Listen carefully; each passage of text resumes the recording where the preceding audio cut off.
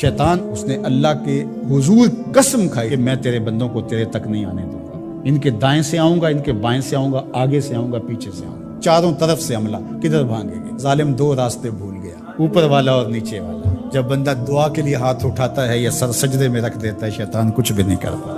اس نے خود اللہ کے سامنے قسم کی، مجھے تیری عزت کی قسم، ان بندوں کو تیرے تک نہیں آنے دوں گا، چاروں طرفیں گھیر لوں گا۔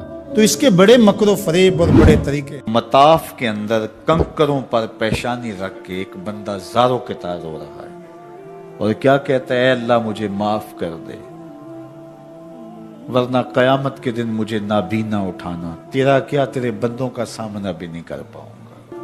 اتنے درد سے روتا ہے کہ چلنے والوں کے قدم رکتے ہیں۔ سر پہ کپڑا ڈالا ہے، زاروں کے طرح سسکیاں لے لے کے، ہچکیاں لے لے کے روتا ہے۔ کوئی اس کے پاس کھڑا ہو گیا، اس کی کمر پہ ہاتھ پھیر کے کہتا ہے، حوصلہ رکھ، اللہ بڑا کریم ہے، اللہ معاف کر دے گا۔ خیر جب وہ شخص رو رو کے آہوزاری کر کے اپنے رب کے حضور یہ تمنائیں کر کے اٹھ کے جانے لگا، تو اس شخص کو شوق تھا کہ میں دیکھوں یہ ہے کون۔ اتنا خوف خدا، اتنا ڈر رہا ہے، پتہ نہیں کون ہے، کیا گناہ کر بیٹھا ہے۔ لیکن جب اس صاحب نے سر اٹھایا تو اس کی چیخ نکل گئی، فائزہ ہوا شیخ عبد القادر جیلانی۔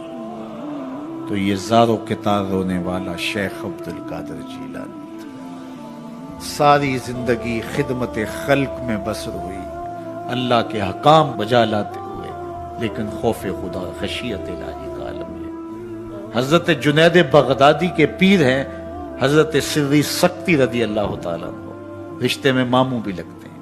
تو حضرت جنید بغدادی کو حضرت سری سکتی رضی اللہ تعالیٰ عنہ نے ایک دن وصیت کی۔ حضرت جنید کہتے ہیں میرے پاؤں تلے سے زمین سرکنے لگی، فرمانے لگے بیٹا جب میں مر جاؤں تو میری قبر بغداد سے باہر بنانا۔ میں نے پوچھا حضرت کیوں؟ لوگ تو بغداد میں دفن ہونے کو ترستے ہیں۔ کہا میری بدعمالیوں کی وجہ سے بغداد کی مٹی میری لاش قبول کرنے سے انکار نہ کر دے۔ الذین یبیتون لربہم سجدا وقیاما، یہ وہ لوگ ہیں جو اپنی راتیں سجدے میں اور قیام میں بسر کرتے ہیں۔ ہم تو 4 نمازیں تسلسل سے پڑھ لیں تو بے نمازیوں کو حقیر سمجھنے لگ جائیں، لیکن یہ کیا ہے، زندگی ذکر و فکر میں گزرتی ہے، سجدہ و قیام میں راتیں بسر ہوتی ہیں، لیکن عرض کیا کرتے ہیں، مالک ہم سے جہنم کا عذاب پھیر دے۔ آؤ میں اور آپ اپنے گریبان میں جھانکیں، اپنے من میں اتریں، اللہ نے ہمیں کتنی نعمتیں عطا کی ہیں، کیا کچھ نہیں عطا کیا۔ ہماری راتیں کیا قیام اور سجدوں میں بسر ہوتی ہیں۔ ہماری 5 نمازیں بھی پوری ہیں، اگر ہماری 5 نمازیں بھی پوری نہیں اور سجدہ و قیام بھی ہمیں نصیب نہیں ہے تو پھر افسوس ہے ہمارے جینے۔ جب کسی سے پیار پیدا ہوتا ہے تو پھر یہ آرزو مچلتی ہے کہ میں اس کے ہونٹوں سے سنوں کہ میں تم سے پیار کرتا ہوں۔ تو بندہ ہو کے پیار رب سے کرتا ہے تو پھر دل میں آرزو تو مچلتی ہے کہ کانوں میں کوئی نغمے رس گولیں اور کوئی مجھے کہے کہ تم پیار کرتے ہو تو وہ بھی تم سے پیار کرتا ہے، تو زندگی کی ساری تھکن اتر جائے۔ تو کہا کہ یہ سننا چاہتے ہو نا، یہ آرزو ہے نا تمہاری، تمہارے رت جگے، تمہاری راتوں کی تنہائیوں میں سجدے، تمہارا دن رات رکوع قیام، اور تمہارا اس کے حضور پیچ و تاب اور اضطراب، اور زندگی کا یہ سارا تمہارا لف و نشر اس کی ذات کی رضا کے لیے ہے نا۔ تم چاہتے ہو کہ ہمارا رب ہم سے راضی ہو جائے، کبھی کعبے کے چکر کاٹ رہے ہو، کبھی پتھروں کو چوم رہے ہو، حجر اسود کو چوم رہے ہو، کبھی ملتزم پہ لپٹ لپٹ کے آہوزاریاں کرتے ہو، کبھی مطاف میں پیشانی رگڑتے ہو اور کبھی حتیم میں روتے ہو۔ تم اسی تڑپ میں ہو نا، یہی بتانا چاہتے ہو نا کہ ہم تجھ سے پیار کرتے ہیں، یہی بتانا چاہتے ہو نا کہ ہم تجھ سے محبت کرتے ہیں۔ کبھی سحری کے وقت مصلی بچھاتے ہو، تمہارے آنسو مصلی میں جذب ہوتے ہیں اور مصلی بھیگ جاتا تمہارے آنسوں سے، کوئی دیکھ نہیں رہا ہوتا، لیکن تمہارے دل سے یہ ہوک اٹھتی ہے جس کے لیے یہ آنسو جذب ہو رہے ہیں وہ تو دیکھ رہے نا، تمہیں یقین ہوتا ہے، لیکن محبت میں عجب تکرار کی خو ہے، کہو نا کہ مجھے تم سے محبت ہے۔ تو پھر یہ خو جو طبع کے اندر ہے، بندہ سننا چاہتا ہے، وہ بےتابیاں اسے تنگ کرنے لگ جاتی ہیں، اس کے اندر اداسیاں پیدا ہوتی ہیں کہ یار میں تو اس سے پیار کرتا ہوں، میں تو اس سے محبت کرتا ہوں، وہ بھی کرتا ہوگا، یہ تو یقیناً اس نے مجھے توفیق سجدہ نصیب ہی تب کی ہے، لیکن میں بھی تو سننا چاہتا ہوں کہ وہ مجھ سے پیار کرتا ہے، میرے سجدوں کا مل ڈالا اس نے، اگر میں گلی گلی کی خاک چھانی اور نگر نگر گھوم کے اس کے حرم کے چکر کاٹے اور دیوانہ وار گھوما تو وہ بھی تو کہے مجھے تیرے چکر عاشق زار نظر آ رہے ہیں اور میں تجھے پسند کرتا ہوں، تو چکر کاٹ رہا ہے، میرے حرم کا طواف کر رہا ہے، میں تیرے اوپر رحمتیں نچھاور کر رہا ہوں۔ تو سننا چاہتا ہے بندہ کہ وہ بھی کہے کہ ہاں تیری محبت قبول ہوئی، تیری محبت مراد کو پہنچی۔ تو آواز آئی تم یہ چاہتے ہو نا کہ وہ بھی تم سے محبت کا اظہار کرے اور اعلان کرے اور اس کی محبت کا تمہیں یقین تو ہے لیکن وہ مزید جو ہے وہ اذعان و یقین کے سانچے میں ڈھل جائے۔ تو کہا کہ یہ اگر تم چاہتے ہو تو تم ایک طریقہ بتاتا ہوں، محبت کا جواب چاہتے ہو، تم ان سجدوں کا جواب چاہتے ہو، تم طواف اور ان چکروں کا جواب چاہتے ہو، تو تمہیں بتاتا ہوں میرے رسول کی چوکھٹ پہ آؤ اور ان کی اتباع کرو، ان کی اتباع کرو۔ تم نکلے تو محبت کرنے تھے، تم عاشق زار بنے تھے، لیکن یحببکم اللہ، وہ خدا ہو کہ تم سے محبت کرے گا۔ اچھا یہاں میں ایک اور جملہ کہنا چاہوں گا اور وہ یہ کہ یہاں ذکر کیا گیا حضور کی اتباع کا، تو اتباع سے قبل بھی محبت، اتباع کے بعد بھی محبت۔ قل ان کنتم تحبون اللہ فاتبعونی یحببکم اللہ، یعنی اتباع سے پہلے بھی محبت، اتباع کے بعد بھی محبت۔ تو کوئی اتباع لالچ میں بھی ہوتی ہے، کسی غرض میں بھی ہوتی ہے کہ میں اس کی بات مانوں تو مجھے یہ ملے گا، لیکن کہا کہ تم نے میرے رسول کی اتباع ایسی کرنی ہے جس کے آگے بھی محبت ہو، جس کے پیچھے بھی محبت۔ جب تم محبت کے دائرے میں رہ کے اتباع اور فرما برداری اور انقیاد اور اطاعت کے زمرے میں آ جاؤ گے تو پھر تم تو نکلے تھے رب سے پیار کرنے کے لیے، لیکن وہ رب ہو کے خود کہتا ہے میں اب تم سے پیار کرتا ہوں، اور درمیان میں اتباع میرے حضور کی آئی۔ یہ مائک جس کمپنی نے بنایا ہے، جب ہم مارکیٹ سے خرید کے لائے تھے تو اس کے ساتھ ایک چھوٹی سی بک بھی آئی تھی جس میں یہ بتایا گیا تھا کہ اس کو ہم نے استعمال کیسے کرنا ہے،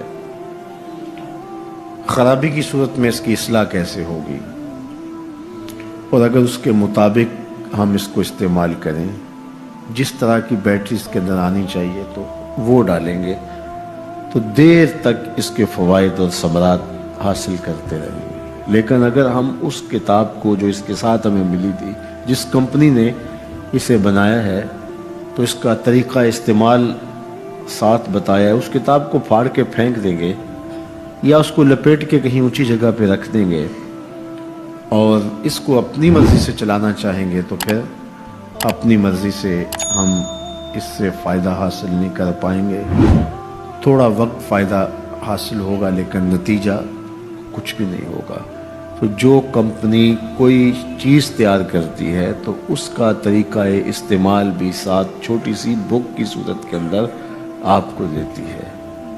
تو جس مالک نے حضرت انسان کو بنایا ہے اس نے ساتھ کتاب اللہ کو بھی بھیجا ہے کہ اس کو پڑھتے جاؤ اور اپنی زندگی کو سنوارتے جاؤ، اس کے مطابق زندگی گزاریں گے تو زندگی سوکھی ہوگی، اور اگر زندگی اپنی خواہش پہ گزاریں گے اور غلاف میں لپیٹ کے قرآن مجید کو اوپر رکھ دیں گے اور وہاں سے دیکھ کر کے اس کو آپریٹ نہیں کریں گے اس جسم کو، تو پھر نتیجہ وہی ہوگا جو عمومی طور پہ متوقع ہے۔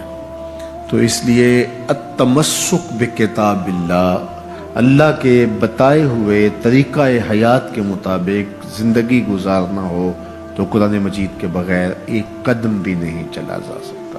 گر تو می خواہی مسلمان زیستن، نیست ممکن جز با قرآن زیستن، اگر تو مسلمان بن کے جینا چاہتا ہے تو قرآن مجید کے بغیر ایک قدم بھی نہیں چل سکتا۔ تو اس کتاب کے ساتھ تمسک اختیار کرنے کی تلقین کی۔ اللہ کے محبوب نے ارشاد فرمایا کہ کہ میں تمہارے اندر دو بھاری چیزیں چھوڑ کے جا رہا ہوں، ان کو مضبوطی سے تھام لوگے تو کبھی گمراہ نہیں ہوگے۔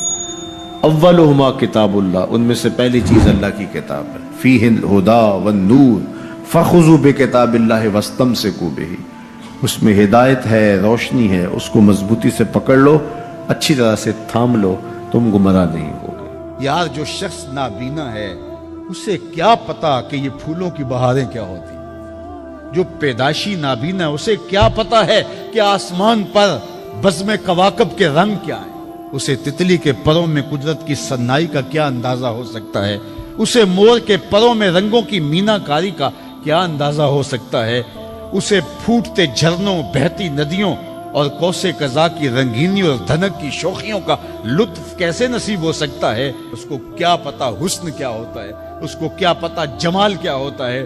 اسی طرح جس کے دل کی آنکھ اندھی ہے اسے کیا پتا ہے کہ جمال خدا کیا ہوتا ہے، اسے کیا پتا ہے کہ سجدے کی لذت کیا ہوتی ہے، اسے کیا پتا ہے رکوع اور قیام کا مزہ کیا ہوتا ہے، اسے کیا پتا ہے کہ روزے کا سرور کیا ہوتا ہے۔ تو اگر ہم اپنے دل کے میل اتاریں گے تو دل کی آنکھیں کھلیں گی تو پھر زندگی کا لطف آنا شروع ہوگا، پھر پتہ چلے گا اسلام کیا ہے، پھر پتہ چلے گا دین کیا ہے۔ اللہ اکبر۔ اسی لیے قرآن نے کہا من کان فی ہذہ اعمی فہو فی الآخرۃ اعمی واضل سبیلا، جو دنیا میں اندھا رہا کل قیامت کے دن بھی نابینا اٹھایا جائے۔ اس سے ان آنکھوں کی بے نوری مراد نہیں ہے، دل کی بے نوری مراد ہے۔ اقبال نے کہا تھا دل بینا بھی کر طلب خدا سے، کہ آنکھ کا نور دل کا نور نہیں، آنکھ کا نور اور ہے، دل کا نور اور ہے۔ تو جس طرح آنکھ بے نور ہو جائے، آنکھ پر دھند، جالا، ککرے اور سفید اور کالا موتیا اتر آئے، تو ہم سب کچھ بیچ کر کے بھی آنکھوں کا نور خریدنے کی کوشش کرتے ہیں۔ تو یار کبھی اجڑے ہوئے دل کا بھی تو علاج کرواؤ۔ علاج تمہارے گھر میں پڑا ہے، راتوں کی تنہائیوں میں اٹھ کے قرآن پڑھو اور ساتھ رویا کرو، دیکھنا دل کے میل اترنے شروع ہو جائیں گے، اور دل کے پردے سے وہ غلاستیں جب اتریں گی تو پھر پتہ چلے گا کہ دل جمال یار کیسے دیکھتا ہے، دل کی دنیا کیا ہے۔ وچے بھیڑے وچے جھیڑے وچے ونج مہانے ہو، 14 طبق دلے دے اندر تمبو وانگو تانے ہو، پھر پتہ چلے گا یہ دل دنیا کیا ہے۔ پھر اس کی تڑپ، اس کی بے چینی، اس کا اضطراب زندگی کا حاصل بن جائے گا۔ پھر زندگی کی بے چینیاں، دل کی بے چینی اور دل کا محبوب کی یاد میں تڑپنا تمہیں سرور دے گا۔ پھر تم ایک ایک عضو میں دل مانگو گے، وہ مزہ دیا تڑپ نے میری آرزو ہے یا رب، وہ مزہ دیا تڑپ نے میری آرزو ہے یا رب، میرے دونوں پہلوؤں میں دل بے قرار ہوتا۔ پھر سمجھ آئے گی کہ یہ دل کتنی قیمتی شے ہے۔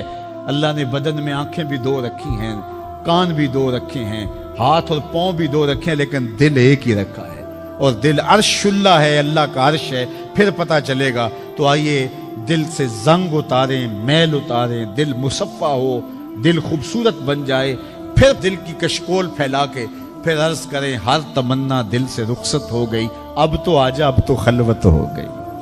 لیکن یہ میل کچیل سے ہٹا ہوا ہوگا تو گندی جگہوں پہ محبوب تو نہیں آتے ہیں۔ تو حسد، حقد، کینے، بغض، نفرتیں یہ ہم پالے رکھتے ہیں، اپنی زندگی کو ہم نے خود بوجھل بنایا ہوا ہے۔ میاں حسد کرنے سے محسود کا کیا ہوگا؟ ہم اپنے آپ کو تلخی میں مبتلا کیے ہوئے ہیں۔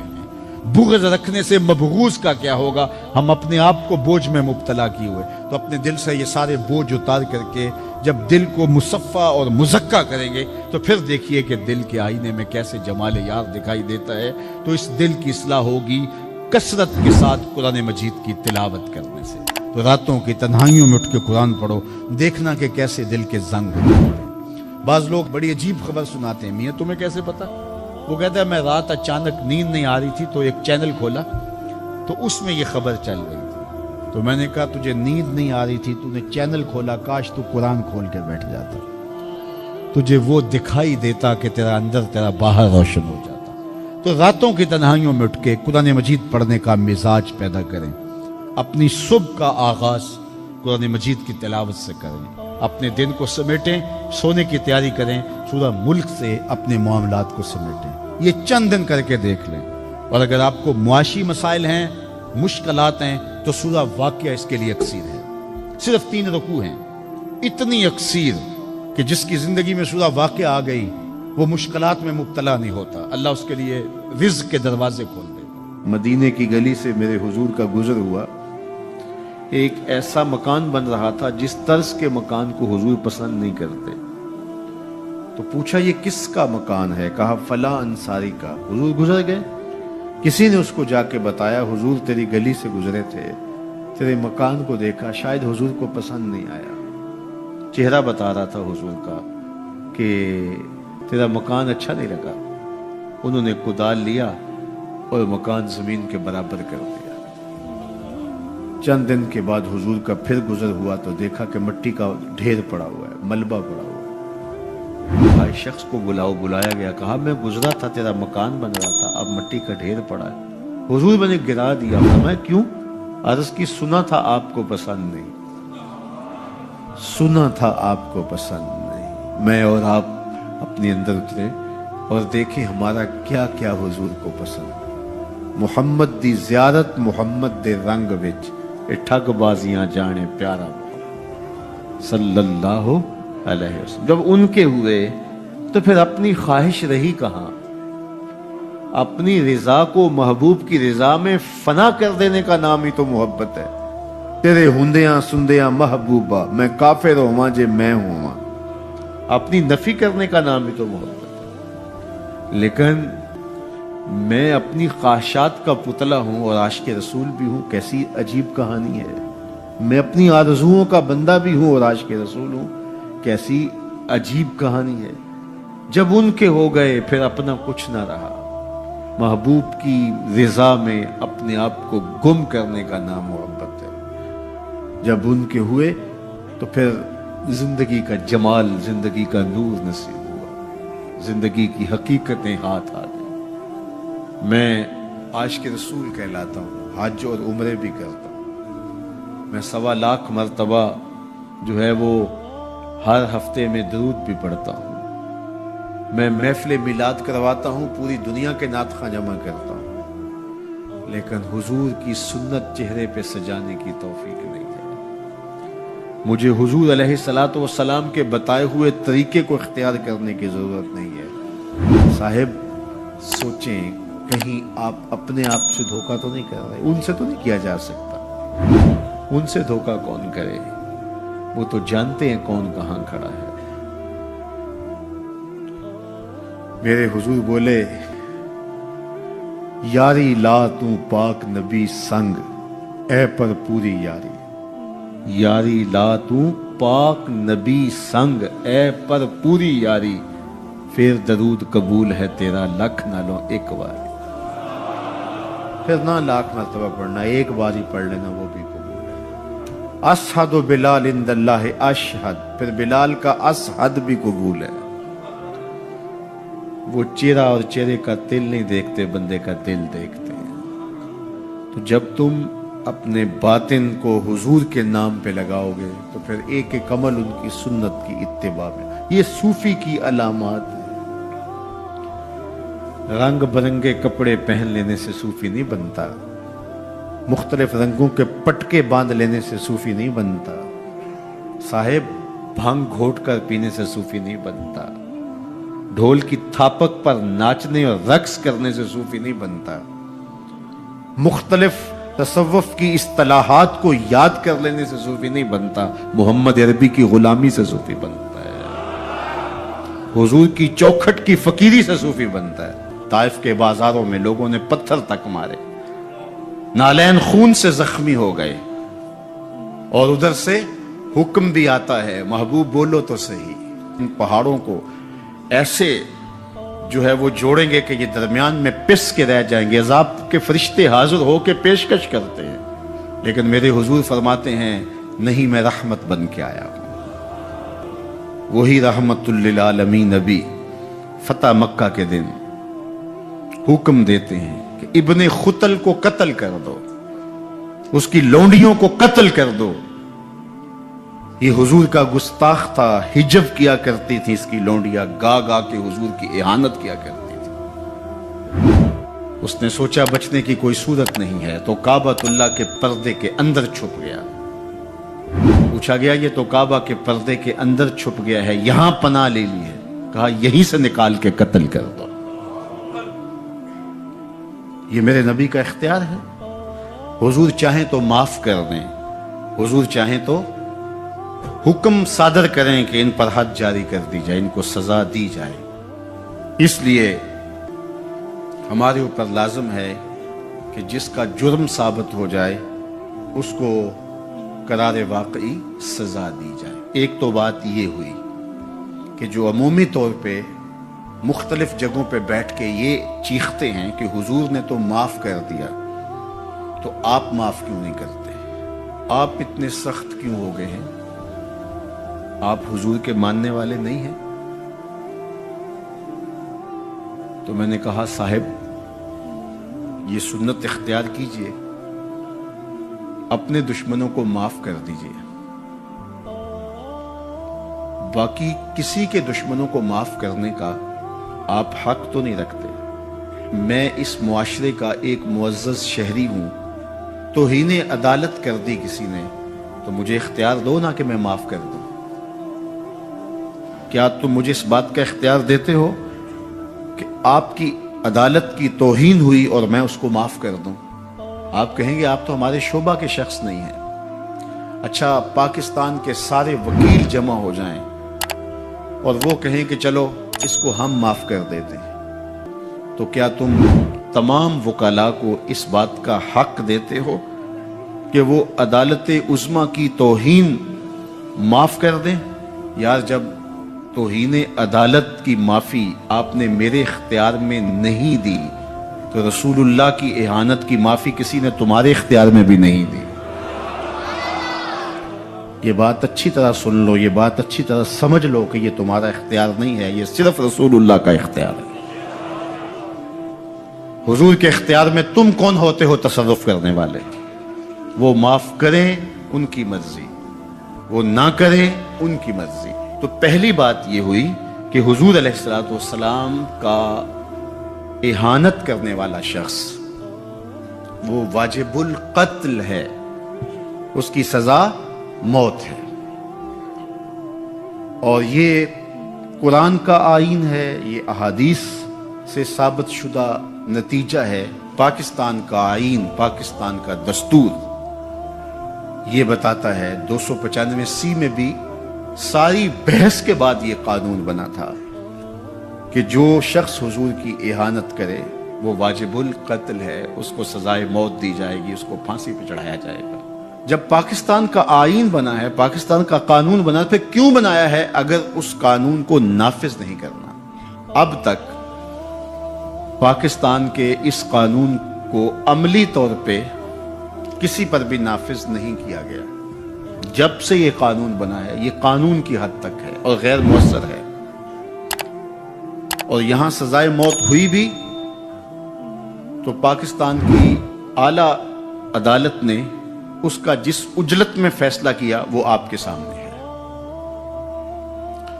اس فیصلے نے امت مسلمہ کو دکھی بھی کیا ہے, مضطرب بھی کیا ہے, عدالتوں سے لوگوں کا اعتماد بھی اٹھ گیا ہے. اور دوسری بات, ان حالات کے اندر پاکستان کے وزیر اعظم نے جس طرح جلتی پر تیل ڈالا ہے اور جس طرح کی گفتگو کی ہے, کیا ایک وزیر اعظم کو یہ زیبا ہے؟ رعایا اولاد کی طرح ہوتی ہے. اس تقریر نے جلتی پر تیل کا کام کیا.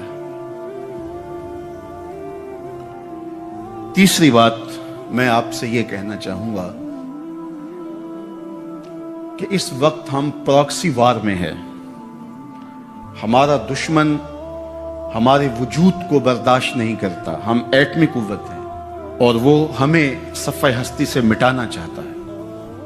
پاکستان کے اندر یہ جو آئین 295C ہے, مغرب کو ایک آنکھ نہیں بھاتا اور وہ چاہتے ہیں کہ یہ قانون غیر مؤثر تو ہے ہی ہے, یہ قانون ختم بھی ہو جائے. اور ایک تیر سے وہ کئی شکار کرنا چاہتے ہیں کہ قانون بھی توڑ دیا جائے اور یہ وطن بھی توڑ دیا جائے.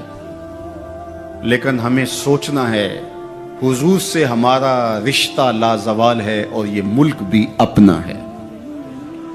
اس لیے احتجاج ہمارا جمہوری اور آئینی حق ہے، اور اس کو ہم جس انداز میں بہتر سمجھتے ہیں احتجاج ریکارڈ کروانا چاہیے۔ کسی نے بیان دے دیا، کسی نے تحریر لکھ دی، کسی نے کالم لکھا، کسی نے میڈیا پہ آ کے اپنے جذبات کا اظہار کیا، کسی نے اداروں کو پیغام دیا، کسی نے احتجاجی مظاہرہ کر کے جلوس نکال کر کے اعلان کیا، کسی نے دکان بند کر کے اس بات کا اعلان کیا کہ ہم تمہارے اس فیصلے کو قبول نہیں کرتے۔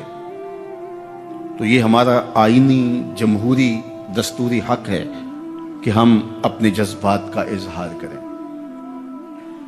لیکن ہمیں اس موقع پہ گہری نظر رکھنا پڑے گی کہ دشمن اس سے فائدہ حاصل نہ کرے۔ اپنے لوگوں کو مرتب اور منظم رکھا جائے۔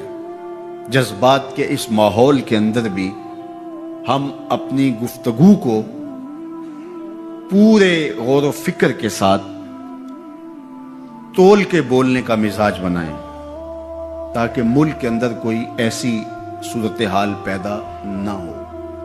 اللہ میرے وطن کی حفاظت کرے اور ہم سب کو حضور علیہ السلام کے ساتھ لازوال محبتوں کا جو رشتہ ہے اس کو نبھانے کی توفیق دے، حضور کے سامنے حشر کے دن ہم شرمندہ نہ ہوں۔